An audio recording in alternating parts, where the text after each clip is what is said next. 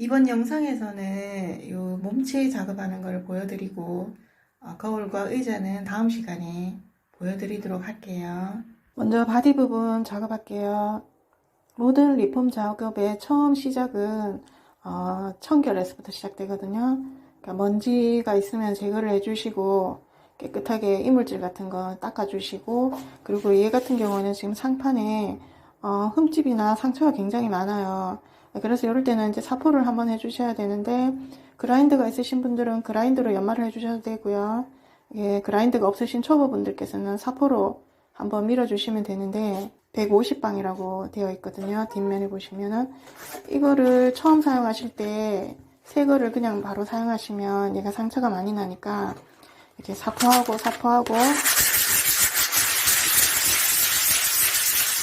나를 한번 문질러서 죽인 다음에 사포를 하시고요. 사포는 절대 이런 식으로 하시면 안 되고 한 방향으로만 해주세요. 한 방향으로만 해주셔야지 상처가 나도 보기 싫지 않고 일정하게 한 방향으로만 사포질을 해주세요. 서랍은 기존에 2구짜리 손잡이, 주물 손잡이가 달려 있었는데 이것이 이제 깨지고 부서져서 새로 교체할 건데요.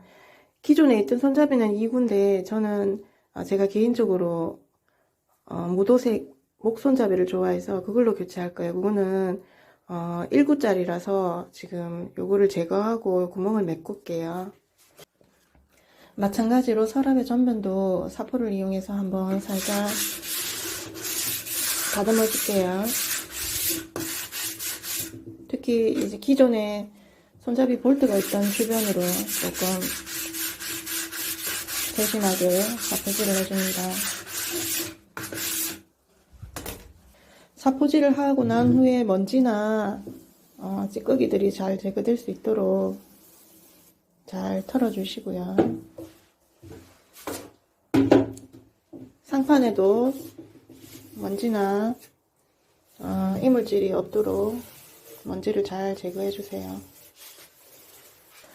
그리고 바디 부분에 상판 지금 사포 작업을 했는데 요 가까이서 보시면은 이 미세하게 약간 패이고 지저분한 느낌이 들어서 여기도 이 부분에도 핸드코트로 살짝 상처를 좀 메꿔줄게요.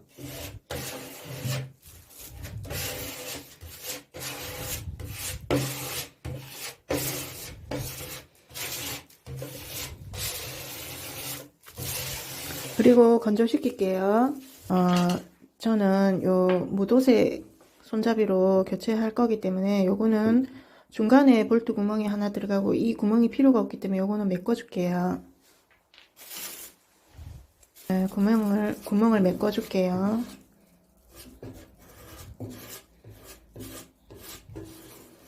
네, 핸드코트로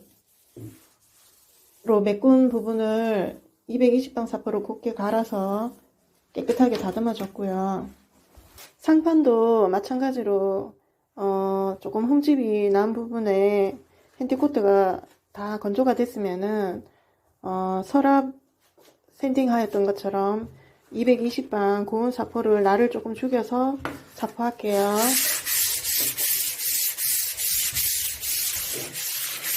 핸드코트는 부드러운 입자라서 사포를 하는 것이 그렇게 힘들지는 않을 거예요. 네, 메꾸미로 손잡이 구멍을 메꾼 걸 자세히 보시면 약간 아직도 자국이 남아있고 밑으로 약간 처져서 한 번 더 메꿔 줄게요.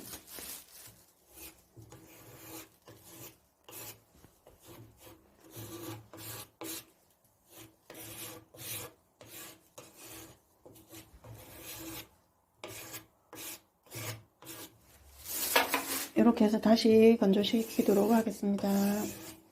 서랍의 기존 손잡이 구멍을 메꿨던 메꾸미가 다 건조가 되었으면 사포를 한 번 더 해줄게요. 이제 작업이 진행됨에 따라서는 사포를 더 고운 사포를 사용해서 작업을 할게요. 처음에는 150방을 사용했는데 이번에는 220방 사포를 사용할게요.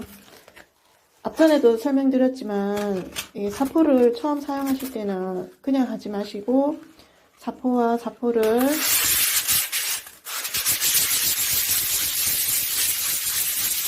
문질러 주셔서 표면에 상처가 나지 않고 곱게 연마가 될 수 있도록 할게요.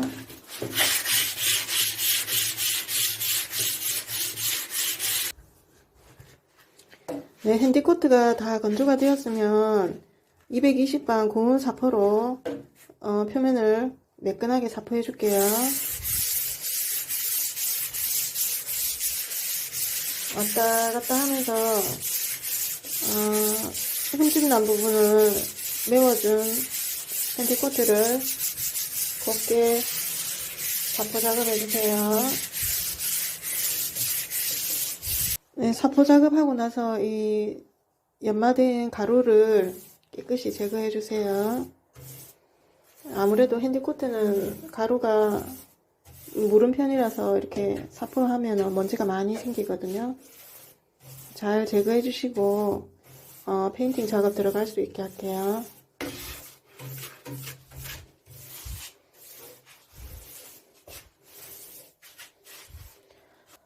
페인트 작업을 하실 때 페인트 통 뚜껑을 열어서 사용하시기 전에 뚜껑이 닫힌 채로 충분히 캔을 흔든 다음에 뚜껑을 열어서는 이 성분이 좀 많이 가라앉아 있기 때문에 좀 한번 저어주세요.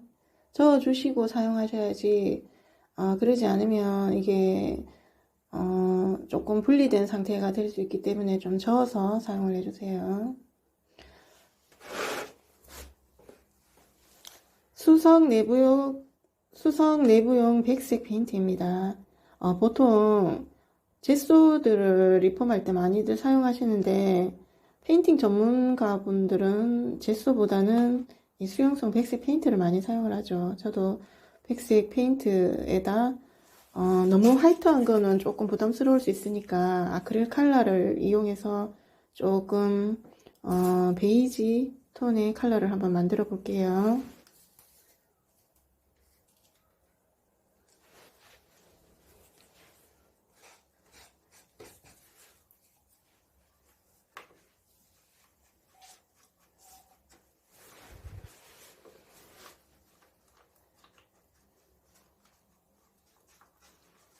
요즘은 국산 브랜드 페인트 제품들도 너무 제품의 질이 좋기 때문에 굳이 수입 페인트를 고집할 필요는 없을 것 같고요. 어떤 브랜드건 다 제품의 질이 상당히 좋기 때문에 구입하시기 편하신 제품을 구입해서 사용하시면 될 것 같고요. 일단 수용성, 백색, 그리고 무광 제품입니다. 페인트는 항상 컬러와 강도가 따라가거든요. 기본 베이스 작업을 하는 거기 때문에 무광 제품으로 작업하시면 될 것 같아요. 그리고 양은 한 번만 바를 거 아니기 때문에 조금 여유 있게 준비를 해 주시는 게 좋겠죠. 색소를 사용하는 게 아니고 아크릴 컬러를 조색을 하는 거기 때문에 충분히 잘 섞일 수 있도록 섞어주세요.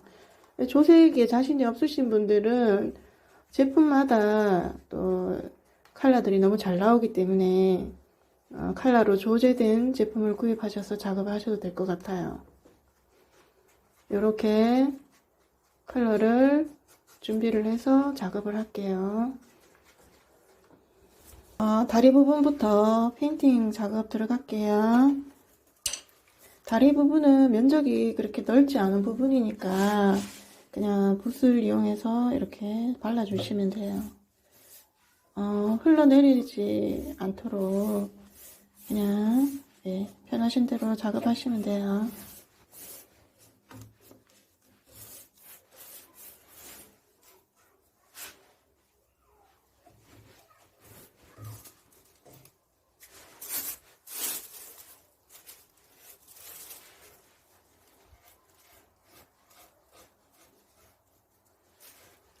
페인팅을 하실 때는 붓은 항상 한 방향으로만 사용하지 마시고 여러 방향으로 작업하시고 마지막에는 한 방향으로, 길이 방향으로 작업해 주시는 게 좋아요. 네. 반대쪽에도 똑같은 방법으로 꼼꼼하게 천천히 작업하시면 돼요.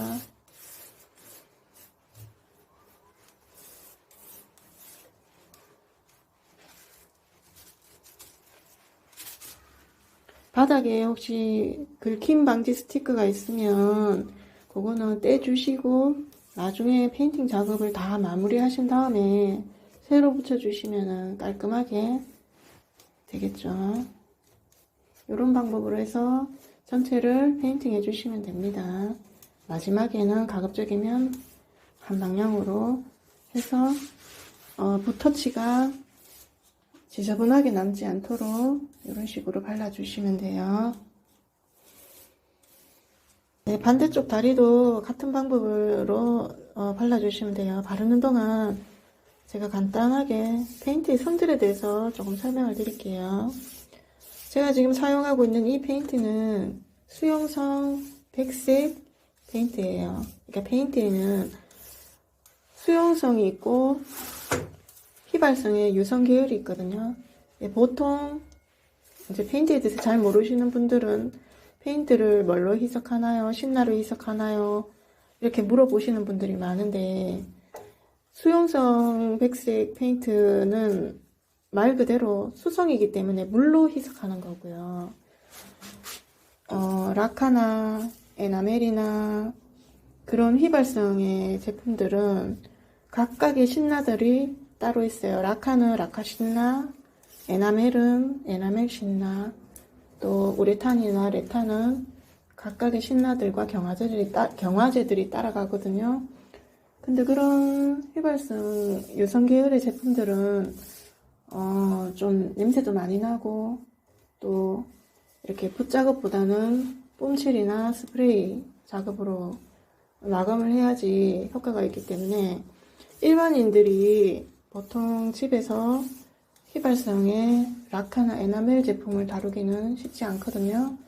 그래서 그냥 다루기 편한 수용성 제품들을 사용하시면 될 것 같아요. 이런 식으로 꼼꼼하게 해서 전체를 발라주세요. 네, 상판을 제외한 다리 부분을 조제한 페인팅으로 한해 칠해주었습니다. 너무 많이 발라서 줄줄 흘러서 눈물 자국이 생기지 않도록 페인트 적당량을 묻혀서 붓질을 해서 발랐고요. 상판은 면적이 조금 넓으니까 붓보다는 이 롤러를 이용해서 발라줄게요. 요즘은 페인팅 도구가 너무 잘 나와서요. 요거는 보시면은 스펀지로 된 폼 롤러예요. 그래서 요걸로 붓자국이 좀 남지 않도록 이렇게 발라주도록 할게요.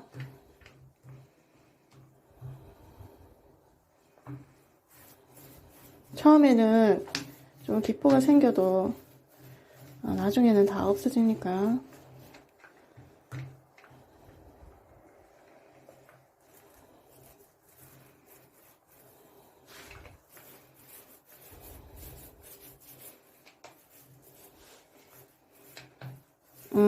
폼에 지금 페인트가 완전히 스며들지를 않아서 조금 기포가 생기는데 작업을 하다 보면 없어지거든요.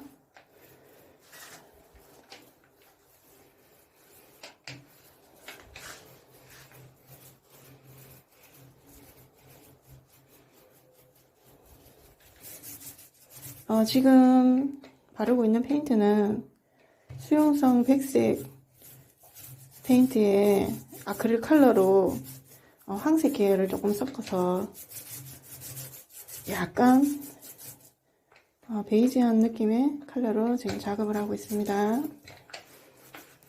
화이트 좋아하시는 분들은 그냥 화이트로 작업하시면 돼요.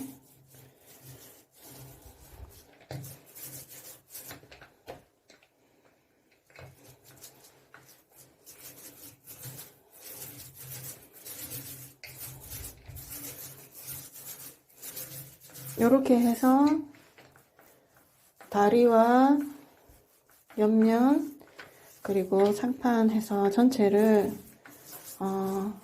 한번 발라주었는데 완전히 건조시킨 다음에 한 번 더 발라줄게요. 메꾸미 자국을 조금 더 매끈하게 하기 위해서 요 지금 다시 메꿔준 부분을 고운 사포로 다시 세팅할게요. 한번 메꿔준 것보다는 훨씬 말끔하게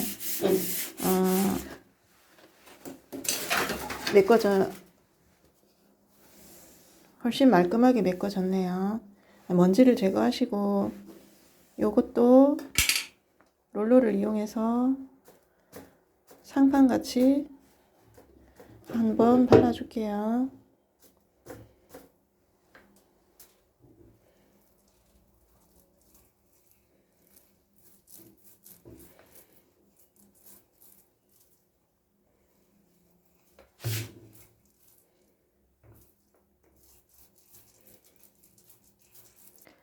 네, 한번 페인트 칠을 하고 건조시킨 서랍입니다.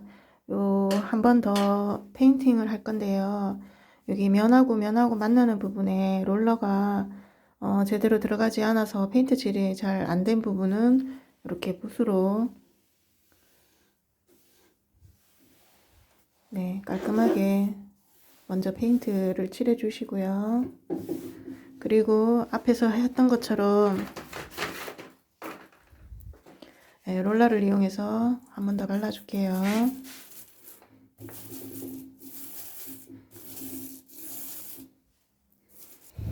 바디 부분도 안에 페인팅을 한 후에 건조시킨 후 다시 한 번 더 발라줄게요. 다리부터 같은 방법으로 페인팅 하시면 됩니다.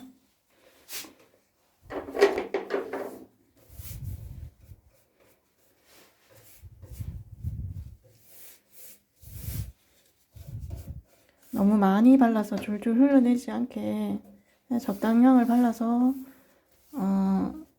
붓질을 할 때는 여러 방향으로 칠을 하면서 마지막에 일정한 방향으로 결을 정리하는 이런 방법으로 전체를 칠해 주시면 됩니다. 본체와 서랍 조제한 페인팅으로 2회 페인팅해서 건조한 상태고요. 화이트 계열의 작품을 선호하시는 분들은 이 상태에서 마감 작업 들어가시면 되겠고요. 저는 상판에 브라운 컬러로 작업하는 것을 보여드릴게요. 아무래도 사용하다 보면은 또 생활 기스나 또 상처가 나기 마련인데 조금 오랜 시간 동안 덜 불편함을 느끼면서 사용할 수 있도록 브라운 컬러로 한번 작업하는 것을 보여드릴게요. 컬러 작업은 아크릴 컬러로 작업을 할 건데 아크릴 컬러도 제가 브랜드를 노출시키지 않는 이유가 국산이든 수입이든 요즘은 컬러들이 다 예쁘고 잘 나오기 때문에 페인트와 마찬가지로 구입하시기 편한 거 어떤 제품이든 상관없습니다. 이 짙은 밤색 컬러고요. 아크릴 컬러를 용기에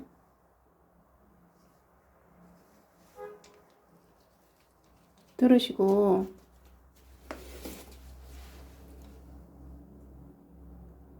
물을 섞어서 조금 묽게 섞어줍니다. 그리고 페인팅이 원래 서구에서 유래된 거기 때문에 데코레이티브 페인팅의 역사가 깊은 서구에서는 보통 걔네들이 구하기 쉬운 뭐 거위 털을 이용해서 마블 페인팅의 맥을 그린다든지 베이스 질감을 내추럴 씨 스펀지를 이용해서 만든다든지 걔네들이 구하기 쉬운 재료들을 많이 사용을 하는데 그런 재료들도 좋지만 오늘은 제가 그냥 주위에서 흔히 구할 수 있는 거 집집마다 하나씩은 다 가지고 계시는 요 털실수 셈이라든지 또 이 두꺼운 마분지 요런 것들을 이용해서 한번 질감을 조금 더 만들어주는 효과를 보여드릴게요. 마분지는 칼이나 가위를 이용해서 자르지 마시고 이렇게 그냥 손으로 접어서 그냥 찢어주세요. 이런 식으로. 또 사이즈가 뭐 다르면 또 더 다양한 표현이 가능하니까 이렇게 뭐 크고 작고 좀 불규칙하게 조금 작고 크게 이런 식으로 그냥 손으로 잘라서 한번 준비를 해 볼게요. 먼저 요 가장자리 부분에 두께 부분에 만들어준 컬러로 먼저 색상을 먼저 넣어 줄게요.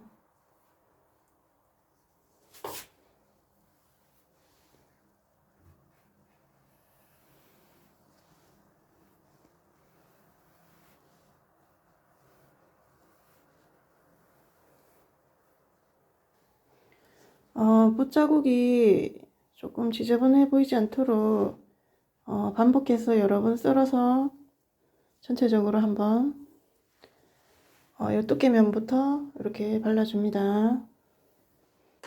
두께 부분에 칠을 했더니 이 컬러가 지금 붉은 기운이 조금 더 추가됐으면 싶어서 제가 이렇게 아크릴 컬러 젓갈색을 붓에다가 살짝 짜서 조금 더 섞어 볼게요. 네, 상판입니다. 상판에 이 앞쪽으로는 조금 자잘한 질감을 조금 줘서 조금 상처가 나더라도 좀 덜 보기 쉽게 하고, 뒤쪽으로는 약간 무늬목의 결 질감을 한번 넣어 볼게요. 일단 만들어 놓은 조제한 컬러를 붓을 이용해서 앞쪽으로 발라줄게요. 아크릴 컬러는 많이 문질러주면 문질러줄수록 색감이 더 예쁘고 약간 광도 나면서 고급스러운 느낌이 표현이 되니까, 지금 베이스로 발라놓은 페인트에 만들어 놓은 아크릴 컬러가 충분히 표면에 머무를 수 있도록 좀 여러 번 쓸어주고 이렇게 붓으로 왔다 갔다 하면서 질감을 만들어 줍니다. 요것 사용했을 때 어떤 질감이 나올지 한번 해볼까요?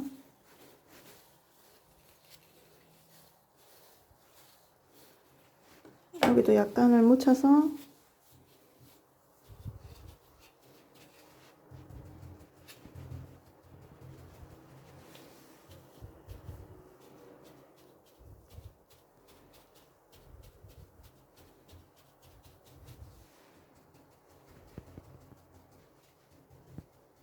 물감이 없는 부분도 한번 이렇게 살짝 눌러도 보시고요.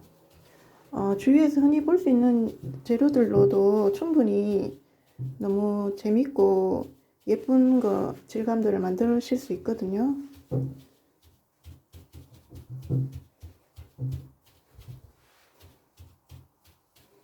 이렇게 앞쪽으로는 이런 질감들을 한번 조금 넣어줬고요. 또 뒤쪽으로는 여기 지금 경계 부분이 생기지 않도록 컬러를 칠하면서 문질러 주세요. 작업하시는데 겁을 내시거나 이거 잘못되면 어떡하지? 그런 걱정은 안 하셔도 돼요. 만약에 작업을 했는데 너무 마음에 안 들다 싶으시면 베이스 컬러를 한번 새로 칠한 다음에 또 작업하시면 되니까. 페인팅은 조금 장난스럽고 재미있게 작업하시면 오히려 더 멋진 작품이 나오니까 아마 이런저런 작업들을 한번 해보시는 것도 괜찮겠죠.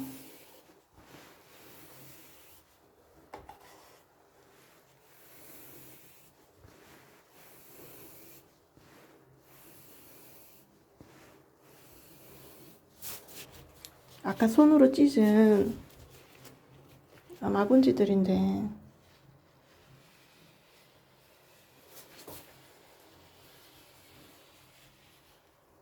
이런 표현들이 가능하거든요. 조금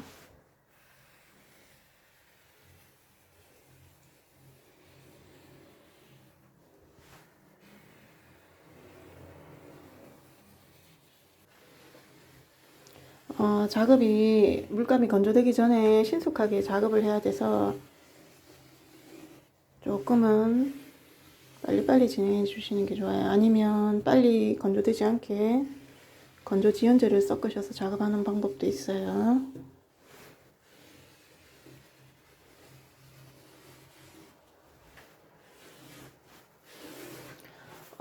요런 작업 도구들이 페인팅 재료들 중에 나오는 것들도 있거든요. 그런 거를 구매하셔서 작업하셔도 되고, 원리만 아시면은 얼마든지 주위의 것들을 활용해서 작업하실 수 있으니까.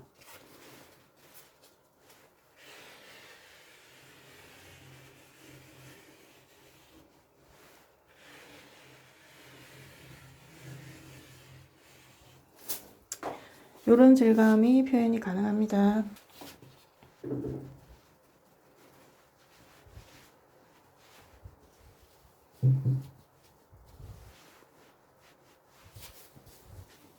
네, 칠을 하던 붓을 이용해서 약간씩 쓸어서 이렇게 약간 떨림도 주고 또 이런 식으로 잔 터치를 줘서 좀 더 섬세한 나뭇결을 만들어 넣어 줍니다.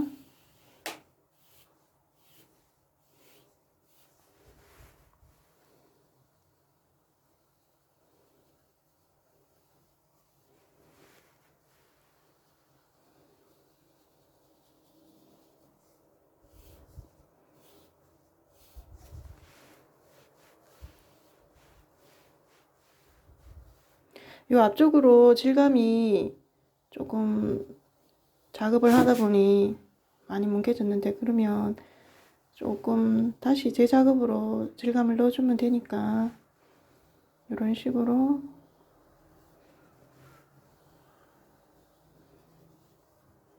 작업해 볼게요.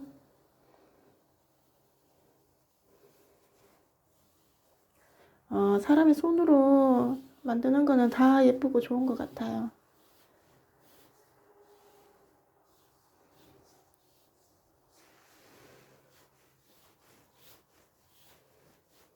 그리고 테두리 부분은 나중에 다시 한 번 더 칠을 할 거니까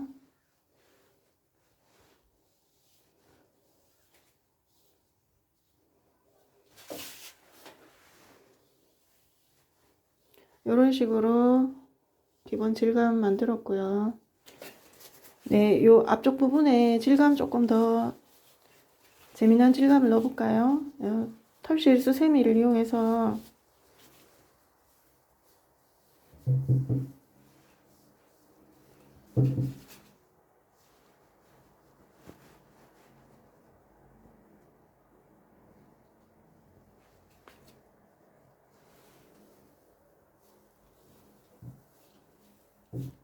찍어내준다는 느낌으로 닦아주시고, 요 부드러운 붓으로 조금 썰어주고,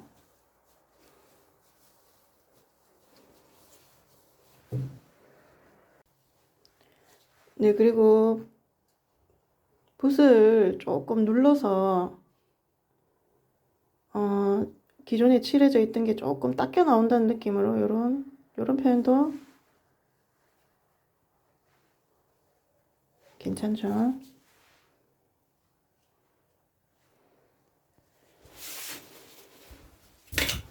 그리고 다시 이게 새 스펀지다 보니까 질감이 조금 털실의 그런 굵은 느낌보다는 표면에 잔 느낌이 강하게 나오니까 기대했던 것만큼 효과는 많이 못 주는 것 같은데 그래도 잔 느낌도 조금씩 중간중간에 줘서 효과를 줄게요. 요 백붓은 마른 상태에서 이렇게 쓸어줘서 좀 더 부드럽고 몽글몽글한 느낌을 만들어주는데 아주 효과적입니다. 그리고 다시 또 붓을 조금 눌러서 이런 느낌.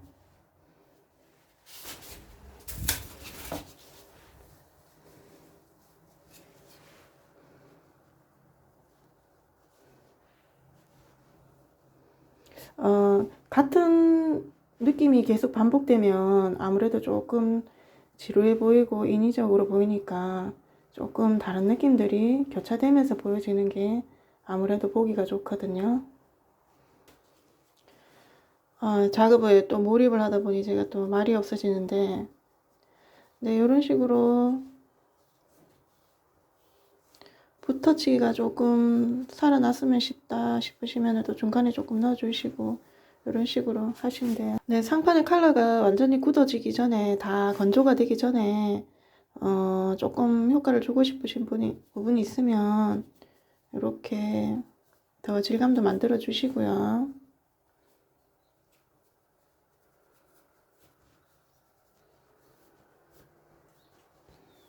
또 결의 어떤 느낌을 살리고 싶으시면 조금 세워서 이렇게 전체적으로 다듬어서 작업하시면 됩니다. 그리고 스펀지를 이용해서 자잘자잘한 느낌도 조금 넣어주시고,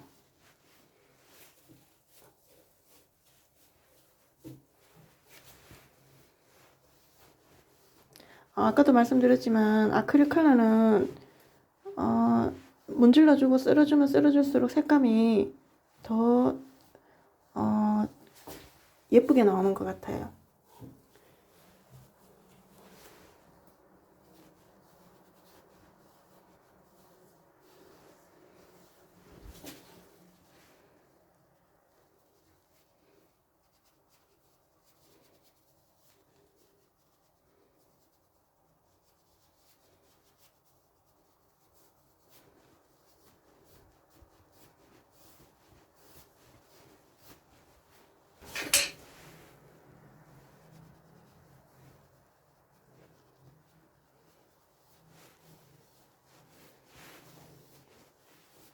네, 이런 식으로 반복해서 작업하시면 되고요.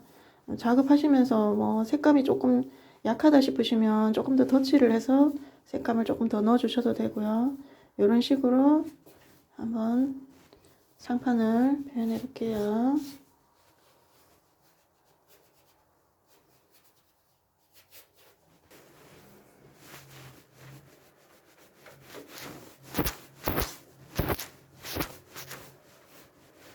제가 작업을 하면서 지금 붓 방향을 거의 이 세로 방향으로는 사용하지 않고 전체 결 방향이 이 가로 방향이기 때문에 주로 가로 방향으로만 붓 작업을 하고 있습니다. 네, 이런 식으로 기본 상판 질감을 만들어 줘 봤습니다. 잔 느낌이 더 좋으시면 중간중간에 잔잔한 느낌을 더 넣어 주셔도 좋을 것 같아요.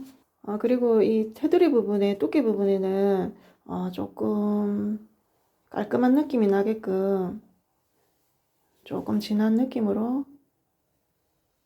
칠을 해서 정리해 주도록 할게요. 네, 가장자리 부분은 조금 풀어지는 느낌이 나지 않도록 조금 짙은 색으로, 그러니까 진한, 물이 좀 덜 들어간 진한 원액에 가까운 아크릴 컬러로 조금 더 칠을 해줘서 이렇게 정리가 되는 듯한 느낌으로 만들어줬습니다.